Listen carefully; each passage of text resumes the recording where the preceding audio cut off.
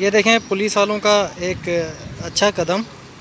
लोग पुलिस की बुराइयां बताते रहते हैं, अच्छाइयां भी बतानी चाहिए। मैं यूपी मोड़ से गुज़र रहा था तो मैंने देखा कि एक ये ट्रैफिक वाला, इसको शायद अपने खाने के लिए खाने का डब्बा मिला होगा, उस डब्बे में से एक गरीब बच्चे को खाना खिला रहा है। अल्लाह खुश रखे ऐसे लोगों को जो दूसरों का दिल में, अपने दिल में दूसरों का दर्द रखते हैं। अल्लाह इनको और दे। मैंने सोचा आप लोगों से शेयर करूं ताकि दूसरों को भी नसीहत हो, दूसरी इनकी हौसला अफजाई हो। लोग देखें कि हमारी पुलिस, अच्छे लोग भी हैं इस पुलिस में।